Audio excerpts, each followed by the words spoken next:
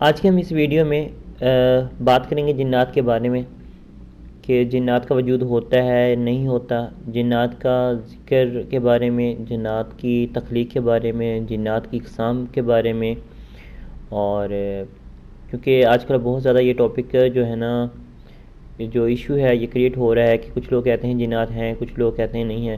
تو آئیے آج کی ویڈیو کو باقاعدہ آغاز کرتے ہیں۔ اگر ابھی تک ہمارے چینل کو سبسکرائب نہیں کیا تو چینل کو سبسکرائب کریں، ویڈیو پسند آئے تو اس کو لائک کیجیے گا اور شیئر بھی ضرور کیجیے گا تاکہ دوسرے لوگ بھی اس سے مستفید ہو سکیں۔ Who is the lover? Who is Ar-Rahman? السلام علیکم، یوٹیوب چینل ایم فہیم کے ساتھ میں ہوں فہیم۔ تو آج کی ہم اس ویڈیو میں جنات کے بارے میں بات کریں گے۔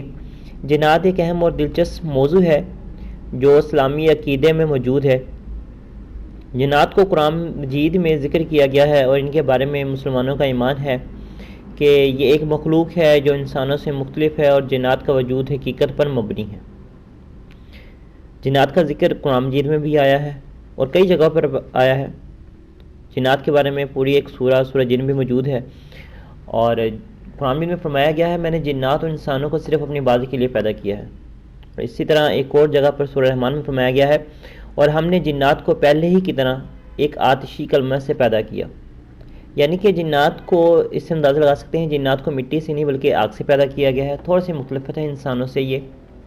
اگر ان کی خصوصیت کے بارے میں بات کریں، یہ مادی دنیا سے تھوڑے سے جو ہیں جدا ہوتے ہیں۔ جنات غیر مادی مخلوق ہیں، یعنی وہ ہمارے حواس سے اوپر ہوتے ہیں اور ہمیں نظر نہیں آتے، مگر وہ ہماری موجودگی کو محسوس کرتے ہیں۔ جنات کو آگ سے پیدا کیا گیا، آتش سے، اور اس کے برعکس انسان کو مٹی سے پیدا کیا گیا ہے۔ اور اگر ہم تقسیم کریں تو جنات بھی مرد اور دو حصوں میں تقسیم ہوتے ہیں، اور جو ہیں ایک ایمان لانے والے ہوتے ہیں اور کچھ کافر ہوتے ہیں۔ جو ایمان لانے والے جنات ہیں وہ کسی کو نقصان نہیں پہنچاتے، ٹھیک ہے، جو ان کا گروہ ہوتا ہے، اور جو غیر کافر ہوتے ہیں جنات، اس سے انسان کو نقصان پہنچ سکتا ہے۔ جنات کی ایک خاصیت یہ ہے کہ وہ ہماری نظروں سے غائب ہوتے ہیں لیکن وہ اپنے جسمانی وجود میں لوگوں کے ساتھ معاملات کر سکتے ہیں۔ اور اگر اقسام کی بات کریں تو مسلمان جو جنات ہوتے ہیں، وہ جنات جو اللہ کی عبادت کرتے ہیں، وہ اسلام قبول کرتے ہیں، یہ مسلمان جنات ہوتے ہیں۔ اور جو کافر جنات ہیں، یہ وہ جنات ہیں جو اللہ کا ذکر اذکار نہیں کرتے اور شرک یا برے کاموں میں مبتلا ہوتے ہیں۔ اور کچھ مقامی اور کچھ آوارہ جنات ہوتے ہیں جو ایک مخصوص جگہ پر ہوں گے، اسے ہم مقامی جنات کہتے ہیں، اور جو کچھ آوارہ ہوتے ہیں مختلف جگہ پر آنا جانا کرتے ہیں۔ اگر اس رات کی بات کریں تو اس کے حوالے سے میں ایک ویڈیو پہلے بھی بنا چکا ہوں، اور ان کے اثرات جو ہوتے ہیں وہ انسان کے خیالوں پر چھا جاتے ہیں۔